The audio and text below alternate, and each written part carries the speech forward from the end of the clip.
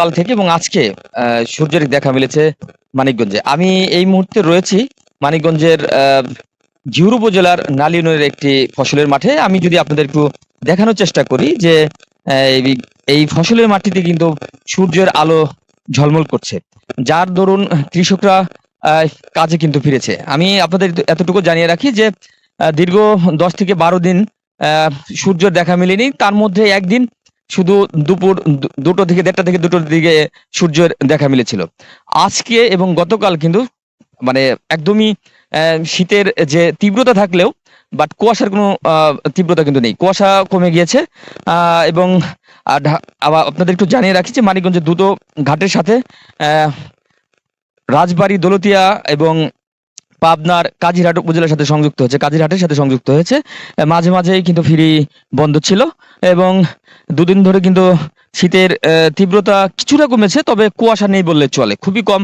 এবং শেষ রাতের দিকে কিছুটা কুয়াশা পড়ে এবং সূর্য খুবই সকালবেলা কিন্তু ভোরের দিকে সূর্যটা উঠে যায়, যার ফলে কৃষকরা মাঝখানে কিছুটা সময় ফসলের জমিতে কাজ করার জন্য তাদের যে কষ্টের যে ব্যাপারটি ছিল সেটি কিন্তু তারা এখন কিন্তু খুব ভোরেই তাদের এই শীতকে উপেক্ষা করেই কিন্তু ভোরেই কাজ করছে। আমি এখন রয়েছি ঘিওর উপজেলার একটি ফসলের মাঠে, যেখানে যে আমাদের মানিকগঞ্জের আঞ্চলিক ভাষায় যে হালি পেঁয়াজগুলো বলা হয়, সেই হালি পেঁয়াজগুলো কৃষকরা রোপণ করছে।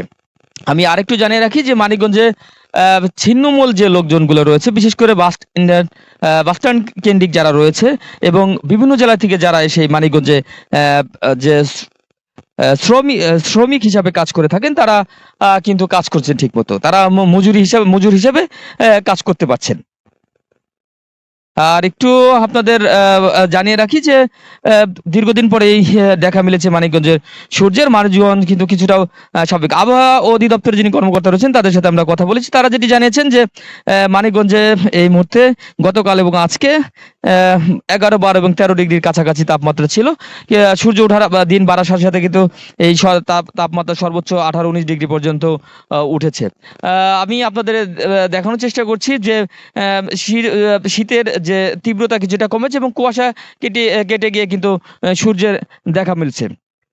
আরেকটু আপনাদের জানিয়ে রাখি যে মানিকগঞ্জ মূলত কৃষি নির্ভর একটি এলাকা। সেখানে যমুনা এবং পদ্মা অধ্যুষিত যে চরাঞ্চল রয়েছে, সেখানেও কৃষকরা কিন্তু এই শীতের তীব্রতা এবং কুয়াশার কারণে ফসলের মাঠে যাওয়া থেকে শুরু করে তাদের নৈমিত্তিক যে কাজগুলো ছিল, বিশেষ করে ধান রোপণের সময়টি এবং ভুট্টা রোপণের কাজ কিন্তু শেষ পর্যায়ে রয়েছে। সে কাজগুলো কিন্তু তারা সূর্য না উঠলে একটু পরে, যে সবসময় ভরে গেলেও এই তীব্র শীতের কারণে কিন্তু তারা কিছুটা পরে 10টা, 11টার দিকেও কিন্তু ফসলের জমিতে কাজ করেছে।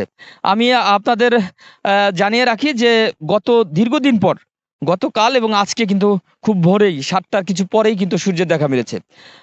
আমি আসলে আপনাদের মানিকগঞ্জের যে শীতের তীব্রতা যেটি রয়েছে তার তথ্য দিয়েছিলাম। আমি আপনাদের আরেকটু জানিয়ে রাখি যে আবহাওয়া অধিদপ্তর আমাদের যেটি জানিয়েছেন যে আমাদের মানিকগঞ্জে এই মুহূর্তে তাপমাত্রা রয়েছে 11 থেকে 19 ডিগ্রির মধ্যে তাপমাত্রা ওঠানামা করে। আমার কাছে শীতের তীব্রতা নিয়ে এতটুকু ছিল সর্বশেষ তথ্য।